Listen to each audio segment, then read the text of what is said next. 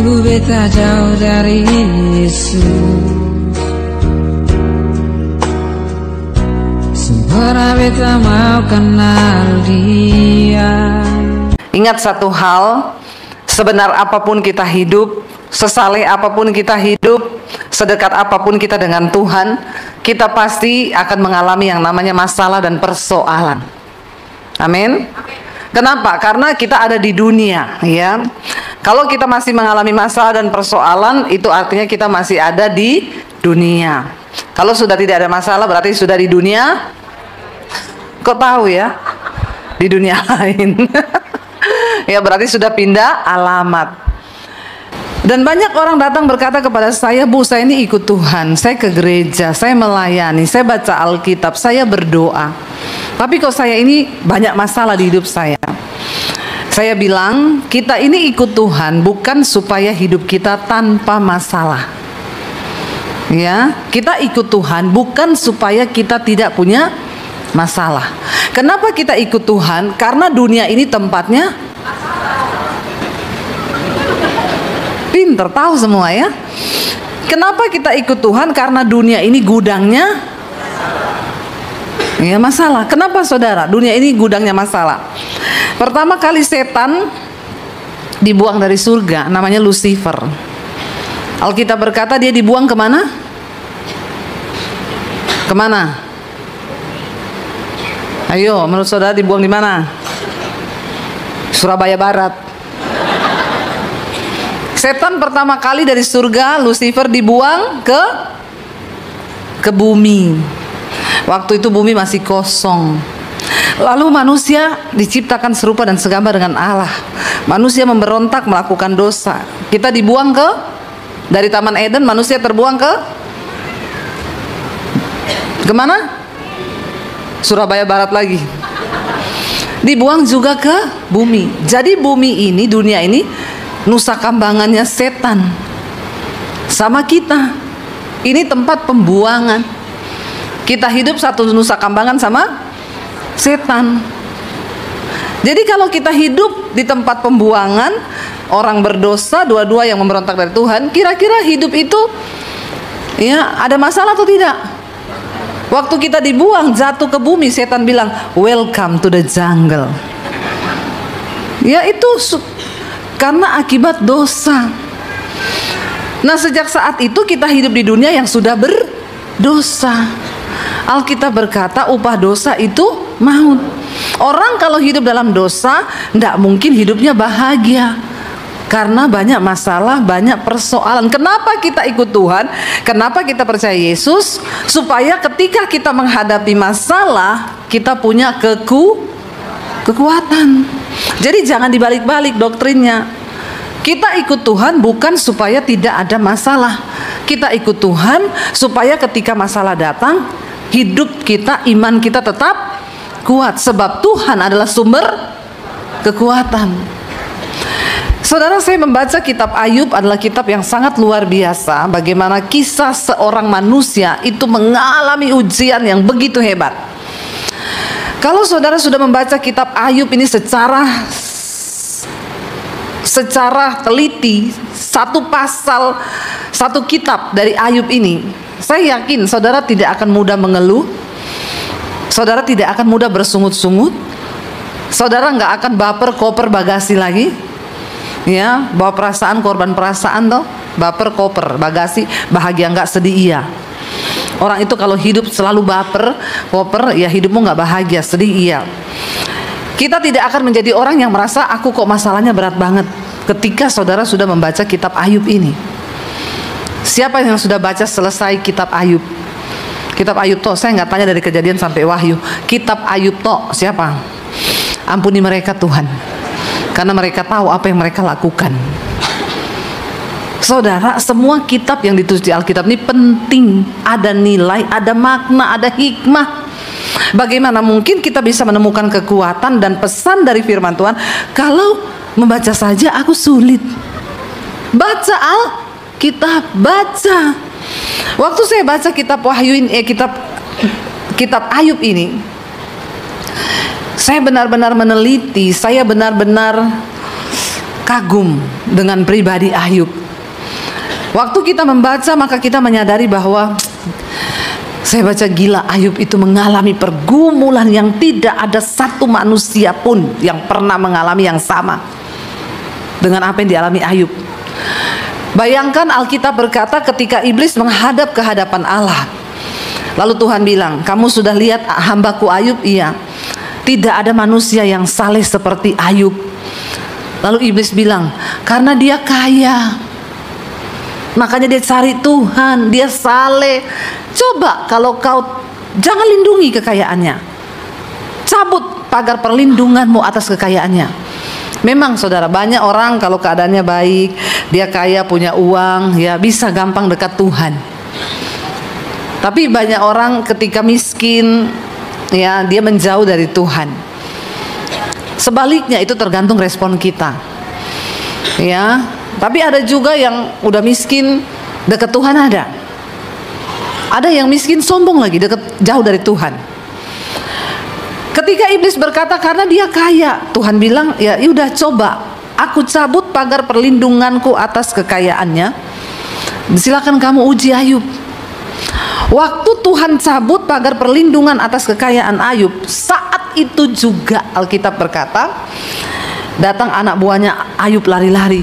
Bos mau laporan, kami ini lagi mengembalakan kambing domba ternakmu di perkebunan milikmu. Tiba-tiba datang orang, dicuri semua yang kau punya, bahkan diambil alih semuanya. Mereka itu segerombolan orang yang sangat menakutkan. Semuanya mati terbunuh, cuma aku yang hidup.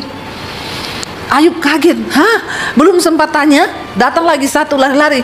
Bos, saya mau laporan, anak-anakmu lagi makan dan minum bersenang-senang, tiba-tiba datang angin puting beliung, rumahnya roboh, anakmu semua mati. Dalam waktu yang bersamaan Ayub kehilangan harta, rumah, dan semua anaknya mati. Kira-kira kalau saudara jadi Ayub, berat nggak saudara apa yang dialami? Banget, nget. Tapi dalam semuanya itu Ayub itu menengadah kepada Tuhan. Dia bilang apa?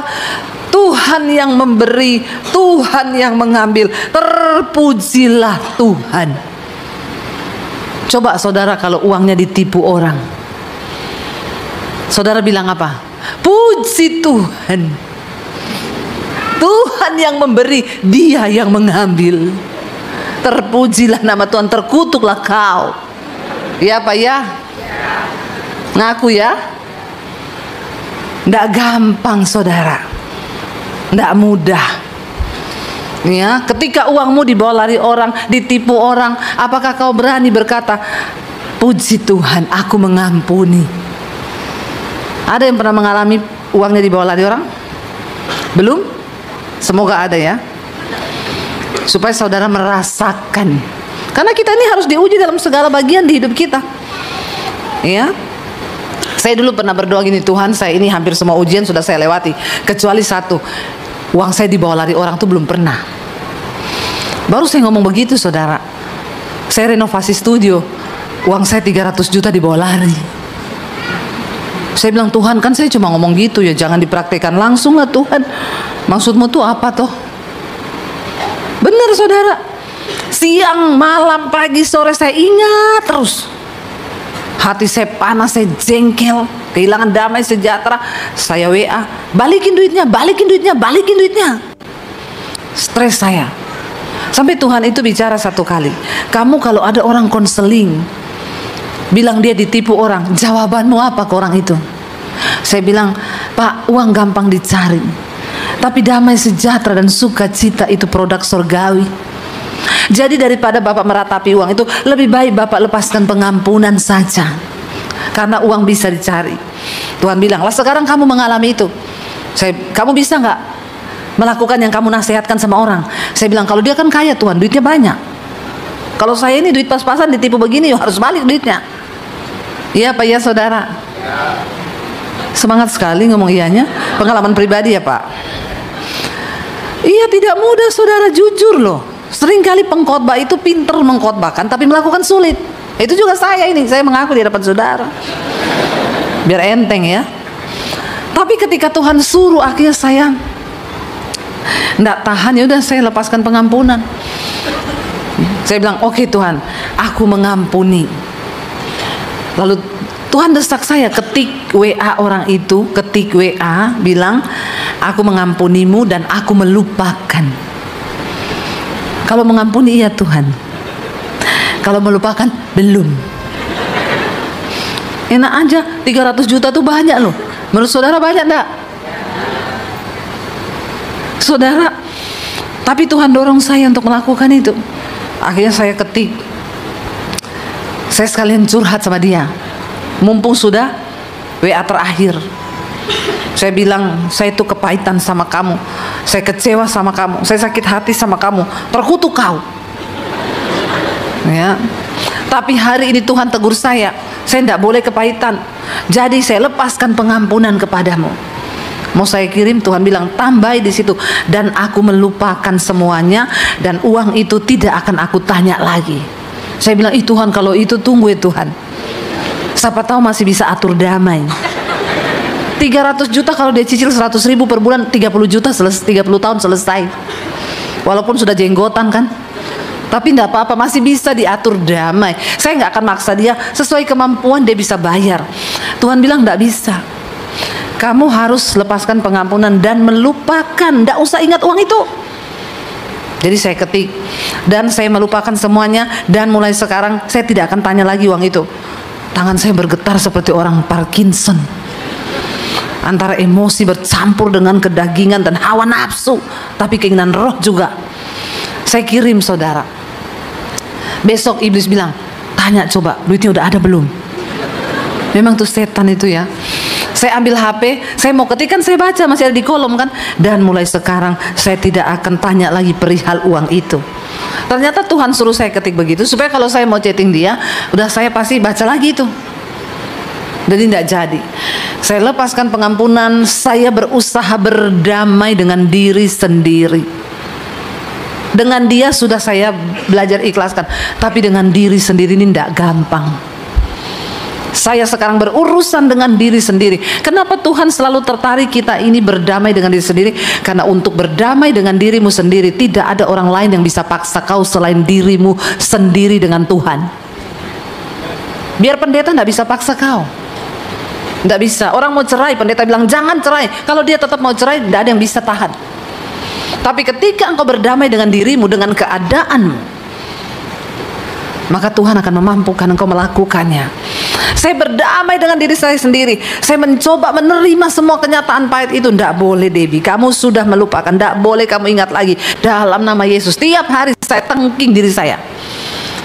Saya nggak perlu menengking lagi tuh orang yang berhutang. Kenapa? Karena kau tidak akan pernah bisa mengubah orang lain, tapi kau bisa mengubah dirimu dan caramu berespon terhadap setiap persoalan yang datang di hidupmu. Amin. Kita tengking orang lain tidak bisa saudara. Orang kamu tengking dirimu sendiri aja tidak bisa, tengking suamimu aja tidak bisa. Benar nggak? Kita pengen suami berubah, pengen istri berubah. Apakah kita bisa tengking dia? Tidak bisa. Yang ada malah berantem. Jadi lebih baik tengkinglah dirimu sendiri supaya engkau berdamai dengan diri sendiri, berdamai dengan keadaan, dan mulai belajar bersyukur sama Tuhan. Saya belajar melepaskan pengampunan. Tiap hari ketika setan ingatin 300 juta loh, dalam nama Yesus, mata duitan, tidak usah diingat-ingat. Amin. Karena kekristenan itu adalah perjuangan melawan dirimu sendiri, bukan melawan orang lain. 1 minggu kemudian saudara, Tuhan mulai menyatakan mujizat di dalam ketaatan. Saya ini mau beli mobil harganya 350 juta. Saya sudah DP 10 juta. Tiba-tiba ada bapak-bapak, ya Ibu Debbie, saya mau minta maaf. Biasanya kalau ada WA masuk begitu, ya langsung cepat-cepat saya hapus. Karena kalau minta maaf itu biasa langsung, saya boleh pinjam uang. Itu terusannya, nggak ada yang lain. Ya, apalagi kalau kayaknya masih ingat saya enggak. Sudah 10 tahun tidak ada kontak, tiba-tiba masih ingat saya enggak. Ini horor. Saya langsung bilang, kebetulan saya amnesia ya 1 tahun terakhir ini. Jadi saya nggak ingat orang-orang dari masa lalu saya. Memori masa lalu hilang dari saya. Oh begitu ya, iya, saya nggak ingat kamu. Soalnya lanjutannya nanti biar tali silaturahmi tetap terjaga, pinjam dulu 10 juta. Langsung saya balas, mending putuskan saja tali itu. Jangan ada tali di antara kita. Menyakitkan itu sayang. Jangan ya Dek ya, jangan. Itu menyakitkan. Nggak bisa Yura, nggak bisa. Saudara, ya, dia bilang gini, Bu, saya mau minta maaf. Lanjutannya ada, Tuhan suruh saya beliin ibu mobil. Nah, ya kan? Saudara, apakah itu kebetulan? Kalau saya tidak melepas pengampunan dan melupakan uang itu, saya tidak akan lihat mujizat itu. Orangnya nggak saya kenal. Saya cuma balas, kok Bapak bisa tahu kalau saya lagi mau beli mobil? Ya nggak tahu. Tuhan suruh saya aja nih. Saya nggak pernah cerita sama siapa-siapa loh, kita mau beli mobil, lagi inden mobilnya, baru DP 10 juta. Ya udah Bu, itu mobil saya yang bayar. Dari situ saya mulai melihat pintu-pintu mujizat Tuhan bukakan. Dalam setiap masalah yang yang Tuhan izinkan terjadi, itu pasti ada rencana dan maksud Tuhan di dalamnya, katakan. Yang penting kita tetap memilih berespon dengan benar. Ketika Ayub mengalami penderitaan yang begitu hebat, saudara, Ayub itu menderita bukan karena berbuat dosa, tapi Ayub menjadi berdosa karena dia menderita penderitaan yang berat. Ayub itu menderita bukan karena berdosa, tapi Ayub menjadi berdosa karena penderitaan. Ada orang-orang yang tadinya setia sama Tuhan, tapi penderitaan membuat dia berdosa. Ayub akhirnya mulai berkeluh kesah sama Tuhan. Dia bilang, Tuhan, kenapa engkau itu curang? Kenapa pengadilanmu tidak adil? Aku ini tidak pernah bikin dosa. Aku tidak pernah meniduri gadis-gadis muda. Aku tidak pernah telat bayar uang gaji pegawaiku. Aku tidak pernah telat bayar persembahanku, perpuluhanku. Aku bayar semua tepat pada waktunya. Aku tidak pernah menindas orang yang miskin. Aku tidak pernah merampas hak janda-janda. Aku ini setia di hadapanmu Tuhan. Tetapi kenapa engkau berlaku kejam terhadap aku? Ayub menjadi berdosa karena dia sudah menganggap dirinya benar di hadapan Tuhan. Siapa yang berhak menilai kita ini benar? Cuma Tuhan.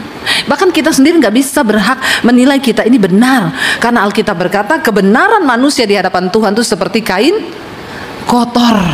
Kain kotor. Nggak ada kebenaran kita di hadapan Tuhan seperti kain kotor. Ayub berkata, aku ini benar, tidak ada kecurangan, tidak ada alasan untuk engkau melakukan yang tidak adil kepadaku. Lalu Ayub mulai berkata begini kepada sahabat-sahabatnya, aku melihat hidup orang berdosa itu mujur daripada hidup orang benar.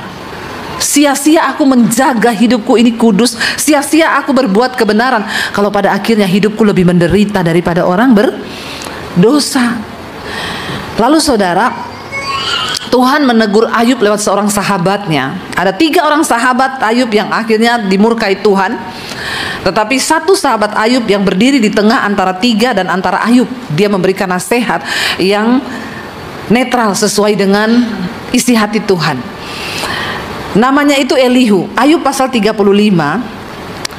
Kalau kita membaca judul perikopnya, Allah memperhatikan penderitaan manusia, karena Ayub merasa Tuhan sudah nggak memperhatikan dia. Maka berbicaralah Elihu, ya, Elihu bilang kepada Ayub, inikah yang kau anggap adil dan yang kau sebut kebenaranku di hadapan Allah? Kalau engkau bertanya, apakah gunanya bagiku, apakah kelebihanku bila aku berbuat dosa? Ayub berkata, jadi buat apa aku ini selama ini hidup benar? Ya mending aku jadi orang berdosa aja, percuma aku mempertahankan semua kebenaran. Ada satu anak Tuhan, dia bertobat, dia terima Yesus. Dulunya dia itu main musik di tempat dugem, di nightclub. Lalu ketika dia mengalami pencobaan di dalam hidupnya, dia bilang, percuma loh, teman-temanku yang tetap ikut dunia, sekarang mereka sukses loh. Tapi aku, apa yang aku dapatkan? Seringkali kita lupa saudara. Dan akhirnya dia bilang, ya kalau memang hidup seperti ini, ya mending aku balik lagi ke dunia dulu. Hidupku aman, saya bilang, kau bilang aman dari mana? Cuma dari segi uang kan? Berarti hatimu masih melekat kepada uang. Ketika orang ikut Tuhan sungguh-sungguh, seringkali Tuhan akan izinkan kita nggak punya uang, tapi hati kita tetap damai karena kita menaruh harapan kita hanya kepada Tuhan. Jangan bilang saya tidak mengalami saudara. Kenapa saya bicara? Karena saya pernah mengalami. Saya pernah hidup tanpa uang 1 sen pun. Saya pernah hidup tanpa 1 orang pun yang bisa saya harapkan. Di situ saya hanya belajar untuk bergantung kepada Tuhan, dan tidak sedikit pun saya berkata Tuhan itu jahat. Saya berdoa minta kemampuan agar saya bisa melewati hidup, karena saya percaya semua kita yang ikut Tuhan, kita semua harus mengalami yang namanya proses. Proses itu tidak enak, tapi tidak usah protes waktu diproses. Jalani aja hidupmu. Kenapa? Karena kalau kau kebanyakan protes, bisa jadi nanti protesmu itu berubah menjadi dosa di hadapan Tuhan. Kita lihat saudara, apa yang Ayub lakukan ketika dia merasa benar-benar Tuhan itu jahat dan jauh daripadanya. Ayub pasal 23 ayat 1 sampai ayat yang ketiga.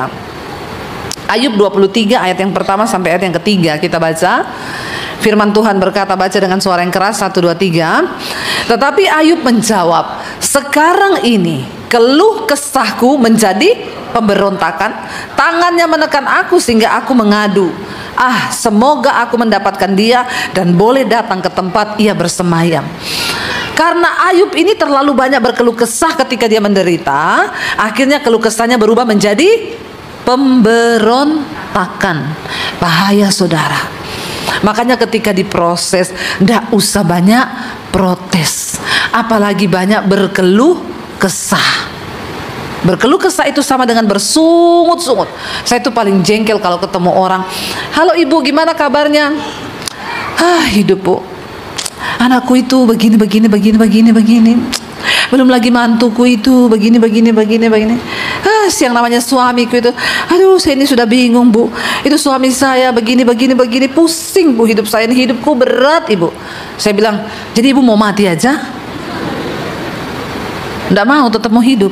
Kalau kau mau hidup, daripada kau berkeluh kesah yang pada akhirnya menjadi dosa, lebih baik bersyukur.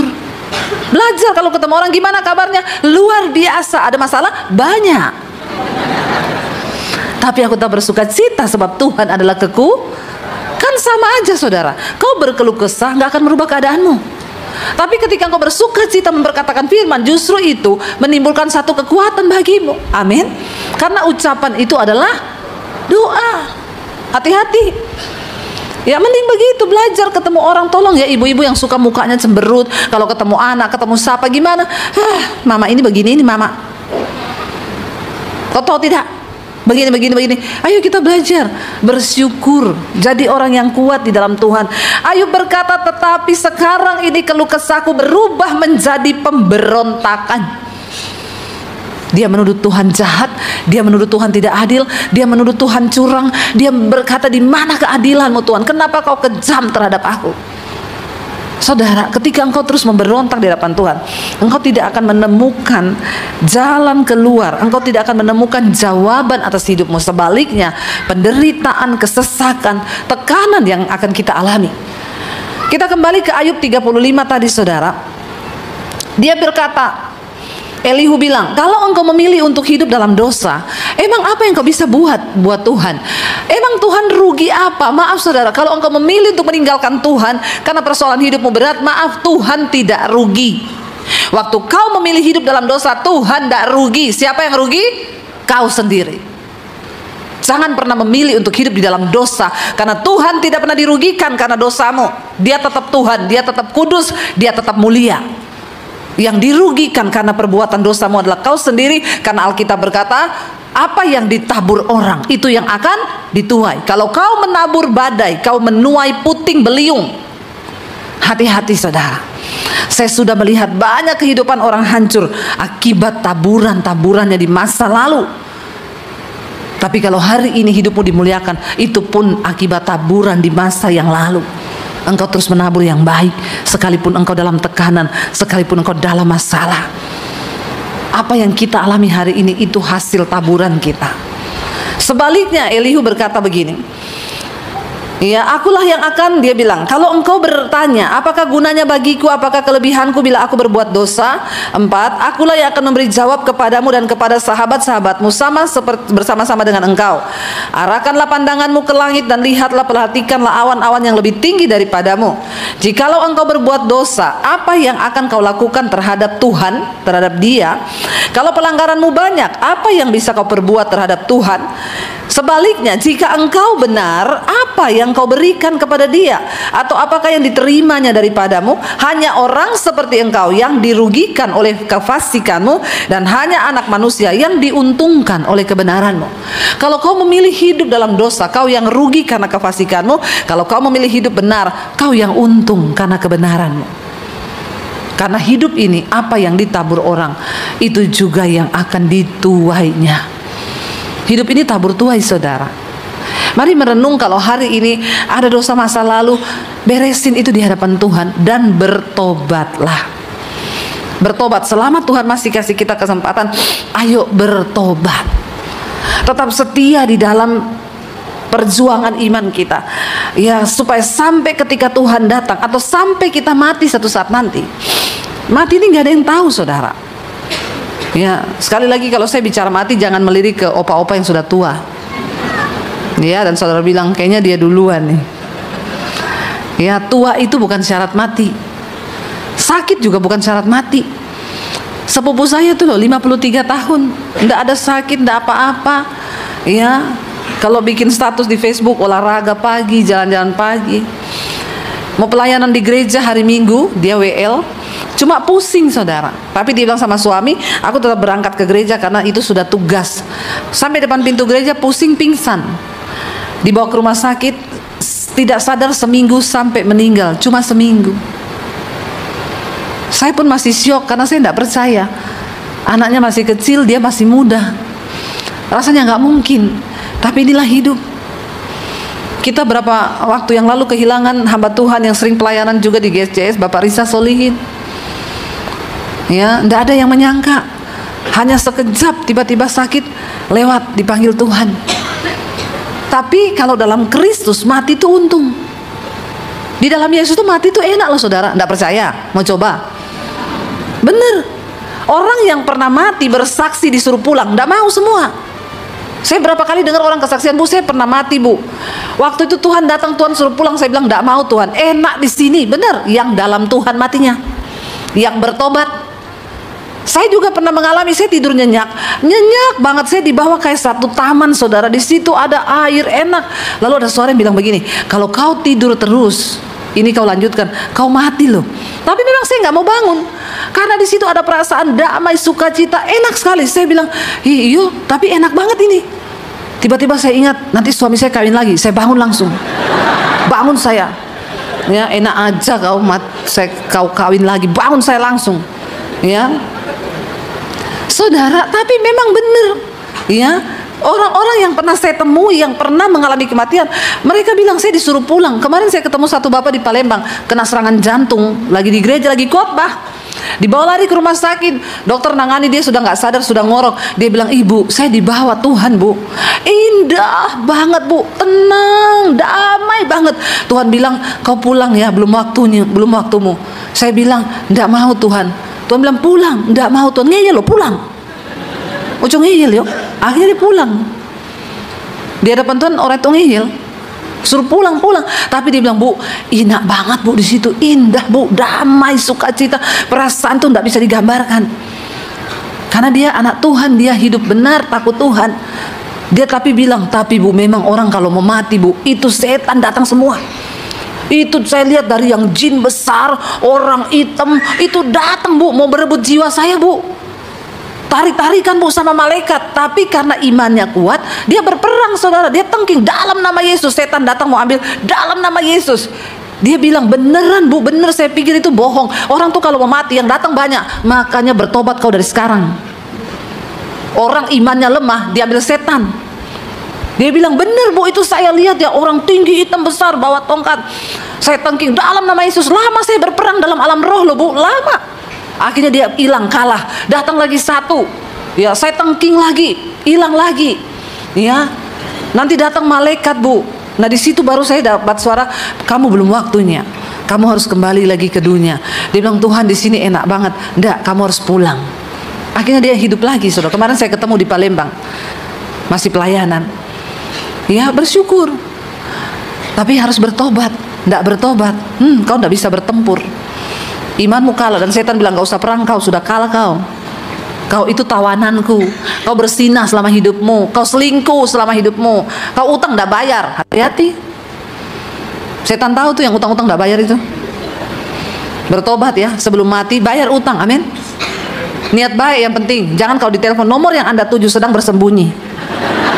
Orang Kristen tuh kebanyakan gitu, kalau mau pinjam uang manis. Hai say, halo cantik, apa kabar, babe, pret. Ya, kalau giliran ditagih aja kau menghilang. Seperti siluman kau. Hati-hati loh saudara, bertobat.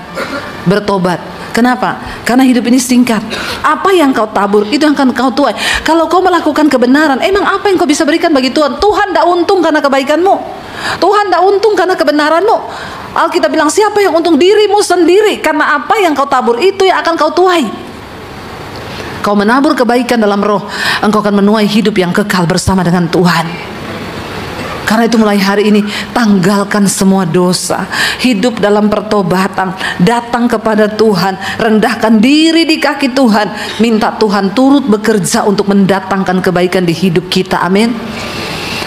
Apapun tantangan yang harus kita hadapi saudara, percayalah, tidak ada satupun yang melebihi kekuatanmu sebagai manusia. Itu Tuhan yang ngomong, itu firman Tuhan yang katakan. Ya, jangan pernah engkau takut menghadapi apapun, karena percayalah Tuhan itu turut bekerja untuk mendatangkan kebaikan bagi orang-orang yang sungguh-sungguh percaya dan terpanggil sesuai dengan rencana Tuhan. Jangan pernah mundur. Beresin hidupmu di hadapan Tuhan. Mau dibilang akan ada gempa besar, mega trust, hidup ini enak, ikut Yesus. Hidup oke, mati pun mantap jemaat sini ya. Udah siap mati semua mereka Tuhan. Tapi pastikan bersama Yesus. Bersama Yesus itu enak. Rasul Paulus bilang, aku bingung pilih yang mana, karena bagiku hidup adalah Kristus, mati sebuah keuntungan. Jadi Rasul Paulus bilang, aku bingung pilih yang mana. Dua-duanya indah. Entah hidupku ataupun matiku, semua adalah milik Tuhan. Bersama Yesus itu indah saudara. Jadi nggak usah takut kalau hari ini ada berita akan ada mega trust datang, akan lempengan bumi ini bergoncang. Yang pertama, ingat Tuhan yang pegang kuasa atas semua lempengan bumi ini. Biar dibilang dia sudah waktunya bergerak. Kalau Tuhan bilang nggak jadi gerak, nggak jadi dia gerak. Tapi kalaupun Tuhan izinkan terjadi, ya kita siap aja. Kalau belum waktunya mati, ndak mati. Tapi kalau sudah waktunya mati, ya tetap. Jadi lebih baik siap-siap. Entah kau mati atau tidak mati, yang penting bertobat. Hidup sungguh-sungguh dalam kekudusan, hidup sungguh-sungguh dalam kebenaran, supaya engkau melihat janji-janji Tuhan digenapi waktu kita hidup di dunia ini sampai kita hidup di surga kekal. Jangan cuma tunggu upah di surga kekal, kelamaan keles. Amin. Karena Tuhan berjanji upah itu juga dia bisa berikan selama kita ada di dunia ini.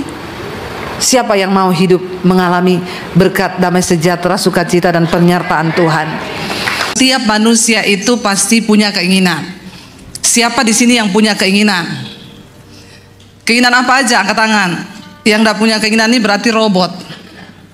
Kita semua pasti punya keinginan, dan tidak sedikit dari manusia yang hidupnya itu dikontrol oleh keinginannya. Tapi hari ini kita harus mengerti keinginan macam apa yang sedang kita buru, ya, supaya kita tidak salah. Karena pada akhirnya banyak orang binasa karena dia salah mengikuti atau mengejar keinginan di dalam hidupnya. Kita buka bersama dulu Yudas pasal yang pertama ayat yang ke-7 saudara. Baru dengar ayatnya saja kayaknya sudah menakutkan. Yudas ini jarang dibuka saudara ya.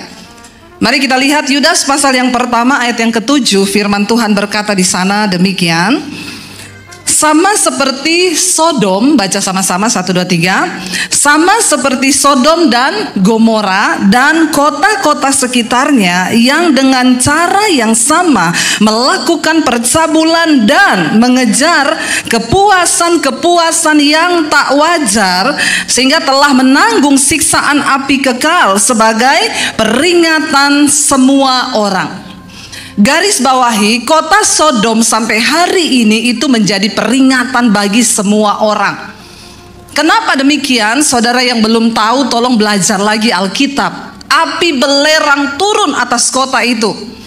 Mengapa Tuhan begitu murka dengan kota Sodom? Karena di dalamnya terdapat orang-orang yang hanya mengejar melakukan percabulan, yang pertama.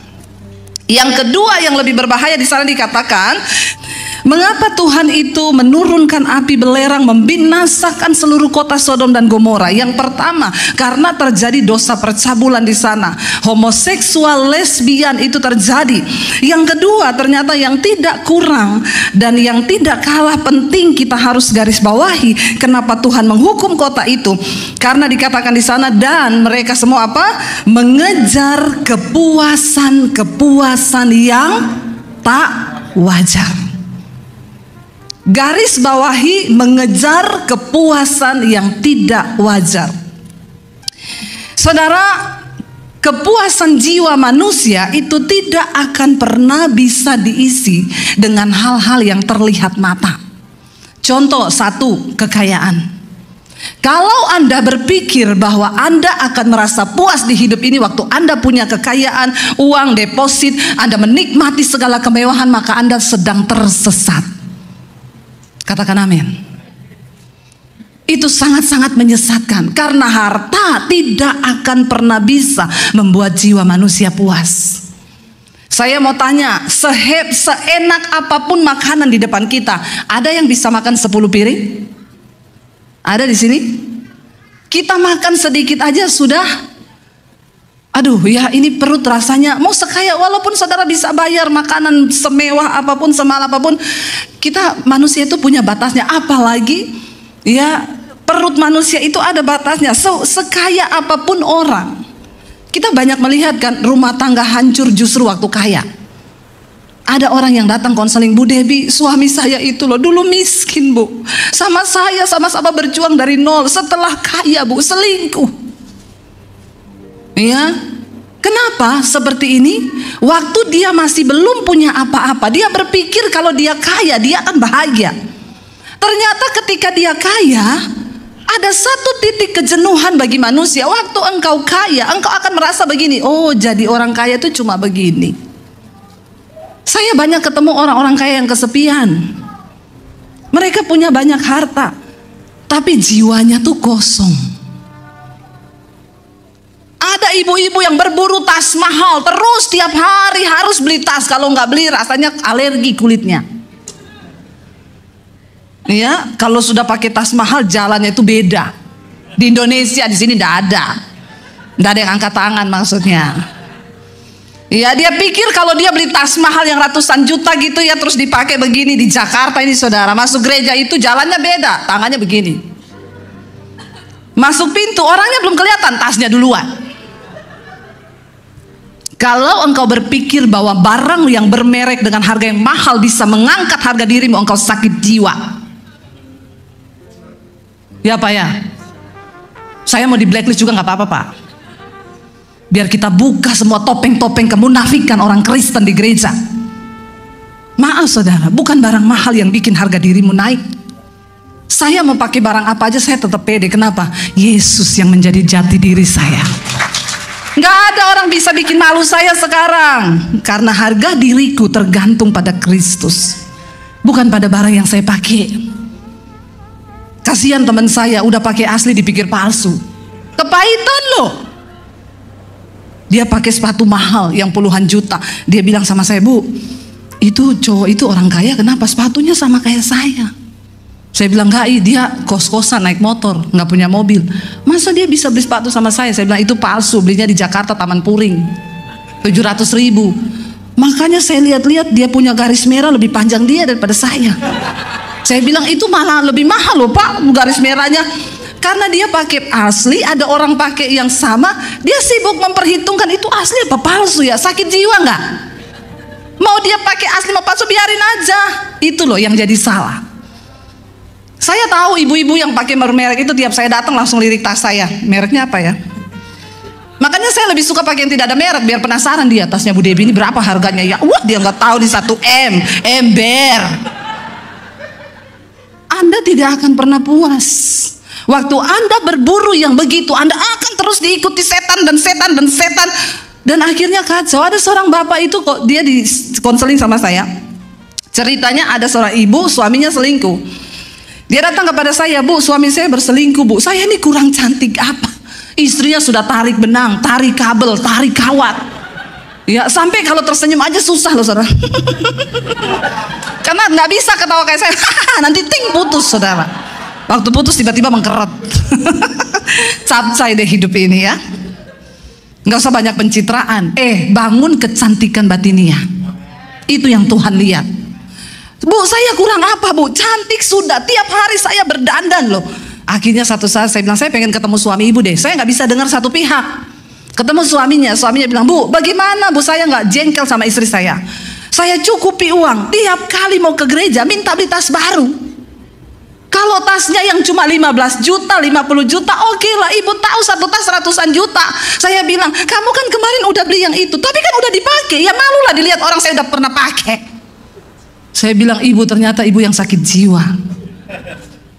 Makanya suamimu selingkuh. Bertobat, saudara. Kalau engkau berpikir kekayaan, brand, barang mahal itu bisa memuaskan jiwamu, engkau sedang tersesat. Kekayaan tidak akan pernah bisa puaskan orang. Karena itu banyak orang waktu miskin bisa setia ke istri, waktu kaya dia selingkuh. Kenapa? Dia mencari kepuasan yang tidak wajar.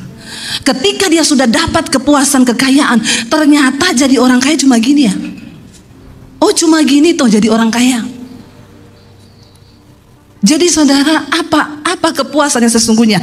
Kenapa saya bilang ketika orang sudah menjadi kaya, dia pikir itu kepuasan sejati, lalu dia akan mencari yang tidak wajar apa? Seksualitas. Dia akan mencari pasangan yang lain karena dia pikir saya sudah kaya, ternyata juga rumah tangga saya nggak bahagia, istri saya malah tambah gila. Ya udah, dia cari di luar kepuasan yang tidak wajar. Dan ketika dia mencoba dengan banyak perempuan, apakah dia akan merasa puas? Nggak, akan semakin stres, kehilangan damai sejahtera. Saya berulang kali ngomong, orang yang paling berbahagia di dunia ini bukan orang kaya, tapi orang yang hidup dalam kekudusan. Kenapa? Hidup kita damai, tenang, ada damai sejahtera, ada kebenaran. Saudara, saya baca sebuah artikel, ada seorang pria di Jepang, dia menikah berkali-kali dengan wanita yang berbeda. Dia berkata apa? Saya tidak pernah puas dengan wanita manapun, dan akhirnya dia menetapkan pilihan, dia menikah dengan robot. Nikah sama robot. Di sini sudah ada robot. Di Jepang ada, dan mereka memang menikah. Itu robot dibawa, diberkati. Sakit jiwa enggak? Ditanyain sama media, kenapa bapak memilih nikah sama robot? Saya sudah menikah sama banyak perempuan, jiwaku nggak puas. Saya nikah sama robot, robot itu nurut. Saya bilang, kalau dia nggak korslet, kalau korslet kesetrum mati kau. Iya nggak saudara, lagi tidur korslet robotnya mati kesetrum. Orang sakit jiwa. Dia berganti-ganti pasangan, dia cari orang yang lain, dia pikir seksualitas bisa memberi kepuasan. Engkau tidak akan menemukan kepuasan itu. Lalu ada orang yang berpikir ketika dia mendapatkan jabatan, dia akan puas. Lalu dia berburu dengan berbagai cara, dia menyingkirkan orang kanan kiri, dia tendang orang, dia injak orang supaya dia memperoleh jabatan. Saya mau tanya, waktu dia dapat jabatan dia puas? Enggak. Kenapa Hitler membunuh banyak sekali orang? Waktu dia mendapatkan kekuasaan, karena jiwanya itu sakit. Dia berpikir kekuasaan akan memberikan dia kepuasan, ternyata enggak. Lalu saudara, apa lagi yang kita bisa bikin memuaskan jiwa kita? Materi enggak, ya seks enggak. Bahkan Steve Jobs itu orang kaya saudara, tapi sampai dia mati, dia kena kanker hati. Dia bilang, ada dua orang yang tidak akan pernah saya ampuni sampai saya mati. Ayah saya yang sudah membuang saya dari kecil, dan Bill Gates yang sudah mencuri program Android saya. Dia mati kanker hati. Tidak memberi kepuasan jiwa. Pencapaian, popularitas bisa bikin orang puas? Enggak. Makanya saya tidak pernah bangga ketika orang mengenal saya banyak. Bagi saya, tadi malam saya ketemu seorang ibu, dia bilang, Bu Debbie, maaf saya mau protes doa ibu. Setiap kali ibu berkhotbah, ibu selalu bilang, Tuhan urapi hambamu yang tidak ada apa-apanya ini Bapak. Maaf Bu, ibu itu bukan orang yang tidak ada apa-apanya loh. Ibu itu orang yang diurapi Tuhan. Jadi doa ibu mungkin bisa dirubah. Saya bilang, maaf enggak. Itu untuk mengingatkan diri saya bahwa saya ini diangkat Tuhan dari yang tidak ada apa-apanya, saya hanya sampah. Popularitas tidak akan pernah membuat engkau bahagia. Banyak orang menyanjung, tetapi jangan percaya sama pujian manusia, itu pret. Mari kita cari pujian Tuhan. Karena memang manusia mengecewakan. Tidak ada manusia yang bisa membuat Anda puas. Makanya dalam hubungan kita bersosial, ya pengertilah kalau ada orang yang bikin kita kecewa. Oh, memang Alkitab udah bilang mengecewakan. Ada yang kepahitan sama pendeta. Pendeta itu juga manusia, punya rasa, punya hati. Jangan samakan dengan pisau belati. Saya juga manusia. Mau sebaik apapun saya, ada kelemahan saya. Kita nggak bisa mendapatkan semua kepuasan. Makanya saya sekarang mengajarkan kepada jemaat, nggak usah cari-cari pendeta, doa sendiri. Amin. Ada seorang subscriber yang hadir di sini 7 jam perjalanan dia menempuh ke tempat ini. Tadi dia bersaksi kepada saya, Bu, dulu saya dikit-dikit cari pendeta. Apa dikit telepon pendeta, apa dikit telepon pendeta. Tapi sejak saya dengar khotbah ibu, saya sekarang cari Tuhan sendiri. Engkau kecewa kalau cari pendeta. Ya jangan cari saya, jangan cari Pak Lukas. Ya apalagi Bu, suami saya bawa dalam doa Bu, namanya Bambang. Mana Bambang di sini? Bambang lagi. Ya, saya tidak mungkin berdoa buat suamimu sambil menangis, Ibu. Tidak ada hubungan hati saya dengan suamimu. Makanya saya tidak mungkin, Tuhan, jamah Bambang Tuhan. Ini suami saya lewat, siapa itu Bambang? Malah kita berantem gara-gara doa yang ibu-ibu titip sama saya. Tidak mungkin saya menangis buat suamimu.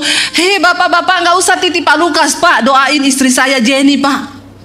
Saudara bayangkan ketika Pak Lukas berdoa di rumahnya, Tuhan Jenny, Tuhan. Bu Sherly lewat, siapa itu Pak? Jangan titip-titip doa. Nggak ada pendeta bisa berdoa dengan hati Tuhan buat suamimu, buat istrimu, buat anakmu. Percuma engkau titip doa sama saya. Makanya saya bilang datang sendiri sama Tuhan. Doa yang engkau lahirkan dari hati dan iman, itu yang mengetok pintu sorga, sehingga Tuhan akan menjawab doa dan permohonanmu. Amin. Jadi jangan. Tidak ada yang bisa puaskan. Seks, harta, kekayaan anak-anak muda yang ada di sini, jangan kau coba-coba seks. Karena ikut-ikutan orang, jaga kekudusan hidupmu. Ya, jangan ikuti dunia ini. Jangan, firman Tuhan berkata, jangan engkau berubah, jangan menjadi sama dengan dunia ini. Ya, cari sesuatu yang berkenan kepada Tuhan. Lalu saudara, kenapa saudara? Ya, kenapa sesuatu yang sifatnya fana dan harta terbatas, seks terbatas, tidak akan pernah bisa menguasai jiwa atau memenuhi kebutuhan jiwamu, kepuasan jiwamu? Kenapa? Karena jiwa ini tidak terbatas, sementara harta itu terbatas. Sekaya apapun engkau, satu saat itu bisa diambil Tuhan daripadamu. Saya melihat di masa pandemi ini banyak orang kaya digoncang. Dari sini mereka baru menyadari berarti nggak ada apa-apanya.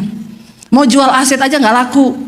Jadi jangan taruh harapanmu pada sesuatu yang tidak kekal. Nah, kenapa harta, seks, jabatan, pangkat, popularitas itu nggak bisa isi sesuatu dalam jiwa manusia? Karena jiwa manusia itu nggak terbatas. Kepuasan jiwa kita tidak pernah terbatas, dan itu hanya bisa diisi oleh sesuatu yang tidak terbatas, yaitu Tuhan Yesus yang luar biasa. Dia cukup, saudara. Ketika seseorang melayani, banyak orang melayani, saudara, bahkan hamba Tuhan, pendeta, banyak. Dan semua motivasi pelayanan itu kan gak ada yang tahu, cuma Tuhan juga yang tahu. Waktu seorang hamba Tuhan melayani dengan sebuah tujuan uang, mengejar kekayaan, saya mau bilang, maka ketika dia sudah punya gereja besar, gedung gereja besar, depositnya banyak, dia akan berhenti melayani. Makanya kalau ada orang mau konseling dan bilang, suruh saya itu pekerja sana, konseling itu. Bulu beta jauh dari ini.